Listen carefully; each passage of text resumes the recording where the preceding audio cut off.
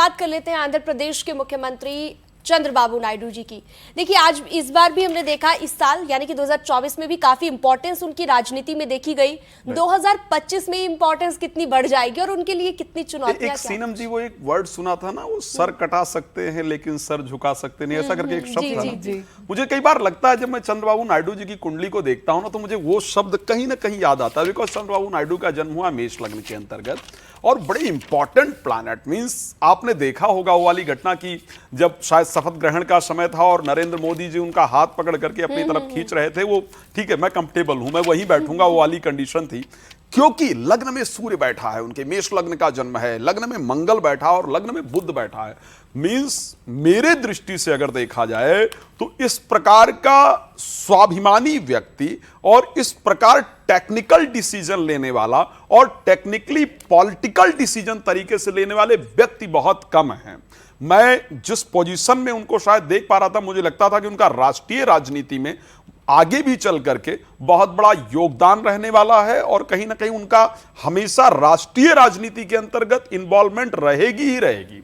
अगर मैं 2025 की बात करता हूं, ये मैं क्यों कह रहा हूं, उनके स्वाभिमानी होने की बात मैंने क्यों कही है, बिकॉज लग्न में उनके बुध, सूर्य और मंगल जैसे तीन बहुत इंपॉर्टेंट प्लैनेट हैं। बट जब हम बात करते हैं 2025 को लेकर के, शनि की दशा से गुजर रहे होंगे और शनि इनके 6th हाउस के अंतर्गत बैठे हुए हैं। अच्छा, गोचर कहां कर रहे होंगे? 2025 में 30 मार्च के बाद मीन राशि में गोचर करने जाएंगे और चंद्रमा जो है वो अंतर्दशा में जुलाई तक रहेंगे। यहां पर इनके लिए एक तो खुद की हेल्थ पर ध्यान देना बहुत इंपॉर्टेंट होगा और अपने डिसीजंस पर बहुत ध्यान देने की आवश्यकता होगी। मैं एक बात कह सकता हूं, बड़ा क्लियर बता रहा हूं, कहीं ना कहीं नायडू साहब बिफोर जुलाई 2025 कोई ना कोई ऐसी मांग केंद्र के सामने जरूर रखने वाले हैं जहां पर शायद बीजेपी को थोड़ा असहज होना पड़ेगा। बहुत सारे नए डिसीजंस के लिए, बहुत सारी ऐसी मांगों के लिए चंद्रबाबू नायडू जी 2025 में जाने जाएंगे जिसके कारण वो लाइमलाइट में रहने वाले हैं। ये तो बहुत इंटरेस्टिंग बात आपने बता दी। मुझे लगता है उन्हें भी ये बात पता नहीं होगी जितने कॉन्फिडेंस के साथ मैं कॉन्फिडेंस के साथ इस समय इसलिए कह रहा हूं सीनम जी, क्योंकि जो प्लैनेट की जो पोजीशन, देखो एक बात सीनम जी ध्यान रखिएगा, 2025 साधारण ईयर नहीं है। ये हम लोग बैठकर डिस्कस बहुत सारे टीवी चैनल्स पर कर रहे हैं, लेकिन 30 ईयर के बाद शनि चेंज हो रहे हैं मीन राशि में, 30 साल के बाद। तो बड़े चेंजेस हमें भारत की राजनीति में 18 ईयर के बाद राहु चेंज हो रहे हैं जी देखने को मिल सकते हैं।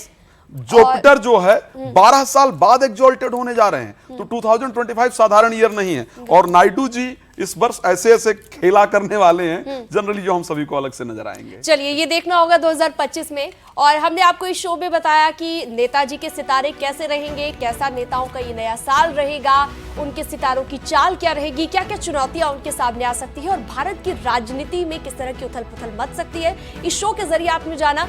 फिलहाल हमारी खास पेशकश में इतना ही। आप देखते रहिए न्यूज़ 18, खबरों का सिलसिला लगातार जारी है। नीतीश कुमार, उनके लिए कैसा रहेगा साल 2025, जानेंगे वान्या आर्या जी से।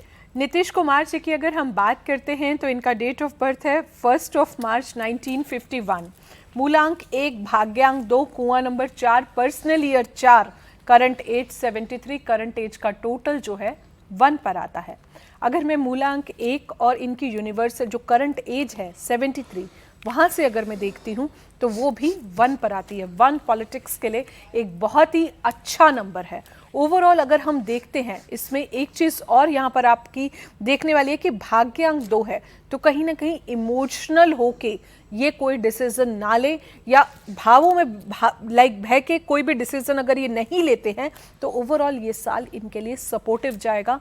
ये जो इनका करंट एज चल रहा है ये इनके पॉलिटिकल करियर के लिए भी अच्छा जाएगा। लेकिन पर्सनल ईयर 4 पर आ रहे हैं। पर्सनल ईयर 4 इंसान को लाइफ में थोड़ा अप एंड डाउन भी देता है, फ्रीक्वेंट चेंजेस देता है। बेसिकली राहु का जो ईयर है ये ऑसिलेशन की तरह है। राहु एक ग्रे एरिया है, तो कहीं ना कहीं कंफ्यूजन की स्थिति भी थोड़ी बहुत इनके माइंड में रहेगी कि ये लाइक लेफ्ट जाना है, राइट जाना है, एक डिसीजन मेकिंग में ओवरऑल। लेकिन at the end of the day इनके डिसीजंस जो है वो पावरफुल होंगे। जो इनकी करंट एज है वो इनके डिसीजंस को कहीं ना कहीं सपोर्ट करके जाएगी। इसका रीजन बीइंग इस साल का जो इनका कुआं नंबर है और इनका पर्सनल ईयर दोनों ही कहीं ना कहीं राहु पर आता है। तो ओवरऑल जो है इनके लिए राहु एनर्जीज भी मैं कहूंगी इस साल जो है सपोर्टिव रहेंगी। थोड़ा सा राहु इनको हार्डवर्क जरूर कराएगा, मेहनत बहुत करवाएगा इस साल इनको, लेकिन ओवरऑल जो है ये साल इनके लिए सपोर्टिव जाएगा। लेकिन इससे ज्यादा सपोर्टिव इनके लिए 2026 जाएगा, क्योंकि इनका मूलांक 1 है और उससे अगला साल जो है वो कहीं ना कहीं उसका टोटल 1 पर आएगा। ठीक है, और अब बात कर लेते हैं आंध्र प्रदेश के मुख्यमंत्री चंद्रबाबू नायडू जी की। देखिए, आज इस बार भी हमने देखा, इस साल यानी कि 2024 में भी काफी इंपॉर्टेंस उनकी राजनीति में देखी गई। 2025 में इंपॉर्टेंस कितनी बढ़ जाएगी और उनके लिए कितनी चुनौतियां? एक सीनम जी वो एक वर्ड सुना था ना, वो सर कटा सकते हैं लेकिन सर झुका सकते नहीं, ऐसा करके एक शब्द था ना। मुझे कई बार लगता है जब मैं चंद्रबाबू नायडू जी की कुंडली को देखता हूं ना, तो मुझे वो शब्द कहीं ना कहीं याद आता है। बिकॉज चंद्रबाबू नायडू का जन्म हुआ मेष लग्न के अंतर्गत और बड़े इंपॉर्टेंट प्लैनेट मींस आपने देखा होगा वो वाली घटना की जब शायद शपथ ग्रहण का समय था और नरेंद्र मोदी जी उनका हाथ पकड़ करके अपनी तरफ खींच रहे थे। वो ठीक है, मैं कंफर्टेबल हूं, मैं वहीं बैठूंगा, वो वाली कंडीशन थी। क्योंकि लग्न में सूर्य बैठा है, उनके मेष लग्न का जन्म है, लग्न में मंगल बैठा और लग्न में बुध बैठा है। मींस मेरे दृष्टि से अगर देखा जाए तो इस प्रकार का स्वाभिमानी व्यक्ति और इस प्रकार टेक्निकल डिसीजन लेने वाला और टेक्निकली पॉलिटिकल डिसीजन तरीके से लेने वाले व्यक्ति बहुत कम हैं। मैं जिस पोजीशन में उनको शायद देख पा रहा था, मुझे लगता था कि उनका राष्ट्रीय राजनीति में आगे भी चल करके बहुत बड़ा योगदान रहने वाला है और कहीं ना कहीं उनका हमेशा राष्ट्रीय राजनीति के अंतर्गत इन्वॉल्वमेंट रहेगी ही रहेगी।